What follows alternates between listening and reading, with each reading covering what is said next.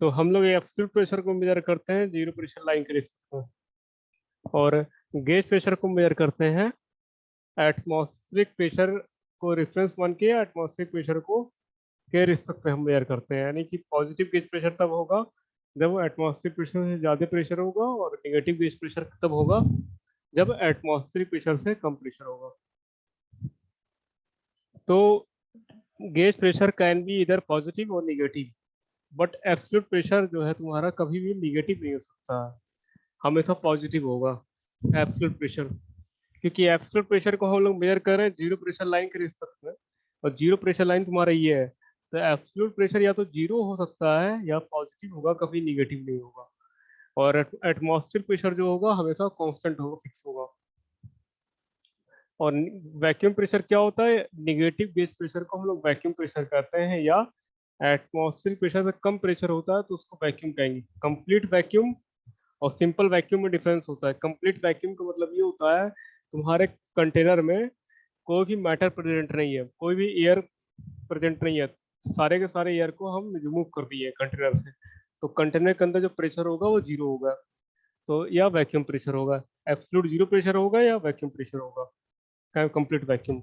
और simple vacuum का मतलब ये होता है कि कुछ ना कुछ मैटर अभी प्रेजेंट है कंटेनर के अंदर। तो देखो, इस फार्मूले में अगर फार्मूला हम बनाएं एब्सोल्यूट प्रेशर का, तो किसी पॉइंट पे अगर एब्सोल्यूट प्रेशर को फाइंड करेंगे हम, तो देखो मान लो हम जीरो प्रेशर लाइन के रिस्पेक्ट में हमेशा मेजर करेंगे, तो यहाँ से यहाँ तक क्या होगा? एब्सोल्यूट होगा। और यहाँ से यहाँ तक क्या? एटमॉस्फेरिक है। और यहाँ से यहाँ क्या? गेज है।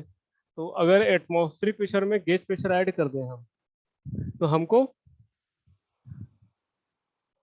अगर एटमॉस्फेरिक प्रेशर में गेज प्रेशर ऐड कर दो तो एब्सोल्यूट प्रेशर मिल जाएगा। तो एब्सोल्यूट प्रेशर का एक फार्मूला हो जाएगा atmospheric pressure plus gauge pressure, ये वाला एक फार्मूला ये हो गया। दूसरा फार्मूला ये होगा, दूसरा फार्मूला ये होगा,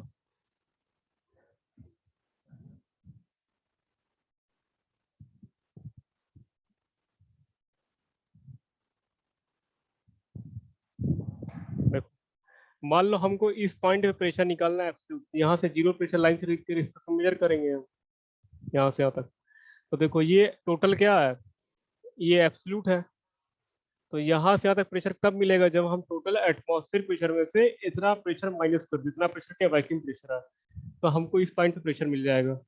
तो एब्सोल्यूट प्रेशर का फार्मूला हो जाएगा, second formula, atmospheric pressure minus vacuum pressure.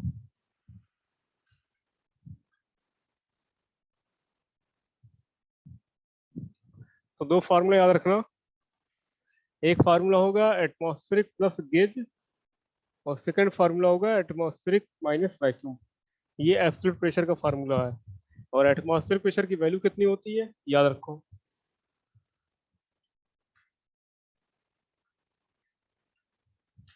Kilo pascal.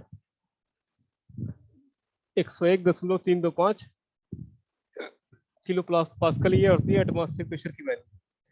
और थर्ड पॉइंट याद रखना है हमको कि गेज प्रेशर जो है तुम्हारा, थर्ड पॉइंट याद रखना है जो ऑब्जेक्टिव क्वेश्चन बनेंगे जहां से,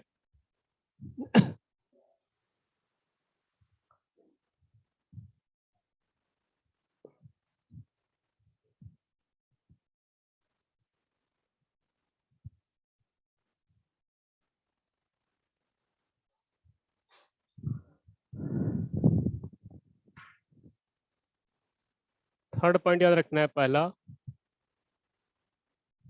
पहला पॉइंट रखना है, गेज प्रेशर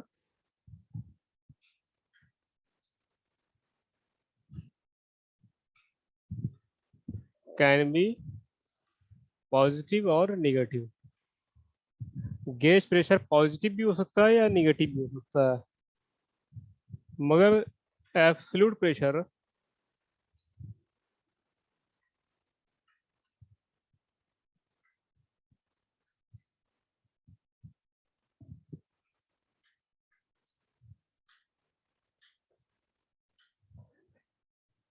एब्सोल्यूट प्रेशर कभी भी नेगेटिव नहीं हो सकता है।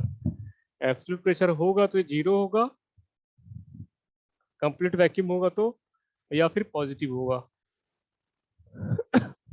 कभी जीरो नहीं हो सकता। मगर गेज प्रेशर पॉजिटिव भी हो सकता है और निगेटिव हो सकता है। और एटमॉस्फेरिक प्रेशर क्या होगा, कांस्टेंट होगा। इसका मैग्नीट्यूड बता दिए क्या होगा, ठीक। ये तीन टाइप के प्रेशर होते हैं। और सिंपल प्रेशर की बात करें तो प्रेशर का फार्मूला होता है एफ अपॉन ए। एफ क्या है, external normal force per unit area. तो यूनिट क्या होगी, न्यूटन पर मीटर स्क्वायर। डायमेंशनल फार्मूला निकालो कितना आएगा, ml-1 t-2। ठीक, इतना चीज पूछा जाएगा एग्जाम में। प्रेशर पूछा जाएगा सिंपल।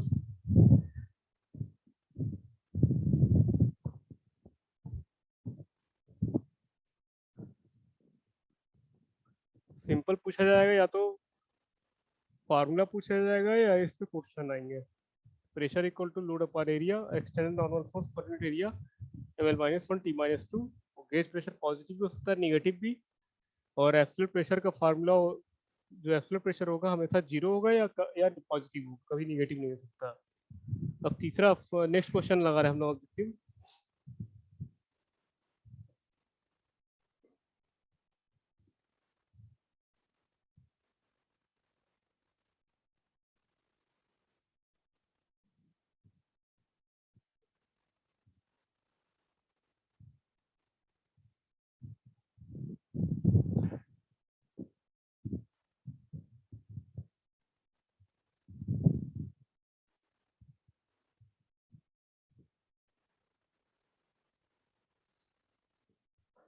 फोर्थ क्वेश्चन है,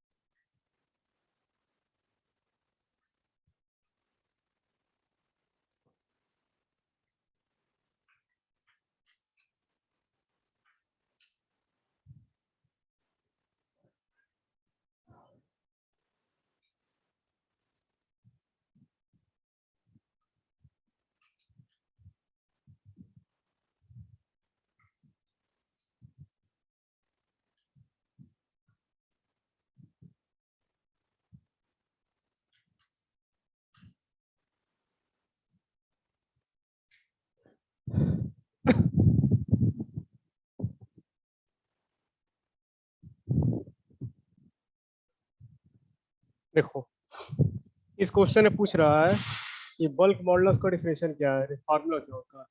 तो बल्क मॉडुलस पहला है कि shear stress to the volumetric strength. Second है volumetric strength to shear stress. Third है compressive stress to volumetric strength. Fourth है तुम्हारा volumetric strength to compressive stress. तो बल्क मॉडुलस जो होता है वो compressive stress to volumetric strength होता है, सी ऑप्शन हो जाएगा करेक्ट। अब बल्क मॉडुलस के बारे में थोड़ा सा जानेंगे हम लोग भी।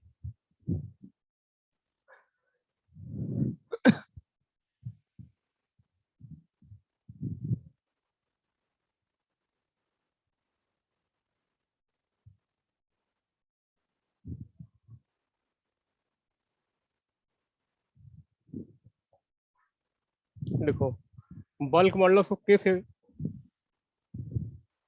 बल्क मॉडुलस को कैसे डिनोट करते हैं।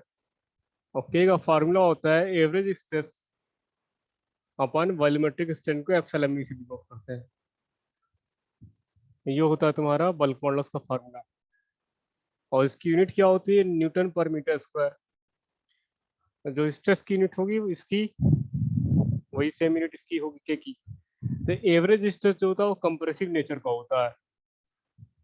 अगर कोई बॉडी है, अगर हाइड्रोस्टैटिक लोडिंग इधर आई, हाइड्रोस्टैटिक लोडिंग का मतलब ये होता है कोई क्यूबिकल एलिमेंट माने फ्लूइड का, हर डायरेक्शन में सेम अमाउंट में प्रेशर लग रहा है, हर डायरेक्शन में सेम मैग्नीट्यूड का प्रेशर लग रहा है। तो इस टाइप की लोडिंग को हम लोग बोलते हैं हाइड्रोस्टैटिक लोडिंग। तो अगर क्वेश्चन में कह रहा है कि हाइड्रोस्टैटिक लोडिंग के केस में प्रेशर की वैल्यू दिया है, प्रेशर पता है हमको, तो वो एवरेज स्ट्रेस जो होगा वो उस केस में वो प्रेशर के बराबर हो जाएगा। ठीक। अगर किसी क्वेश्चन में पूछ कह रहा हाइड्रोस्टैटिक लोडिंग लग रही है किसी मेंबर के ऊपर, और उस केस में प्रेशर जो है कोई कुछ वैल्यू दिया, तो एवरेज स्ट्रेस जो होगा प्रेशर के बराबर हो जाएगा और वॉल्यूमेट्रिक स्ट्रेन हमको पता होगा। तो हम सिंपल बल्क मॉडुलस कैलकुलेट करेंगे पी अपॉन एप्सिलॉन बी का रेशियो लेके। ठीक।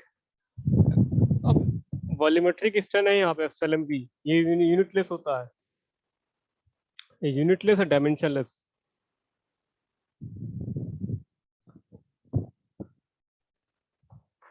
तो वॉल्यूमेट्रिक स्ट्रेन का सेकंड फार्मूला ये होता है, एक फार्मूला होता है वॉल्यूमेट्रिक स्ट्रेन का बताया था, 1 - 2 म्यू अपॉन ई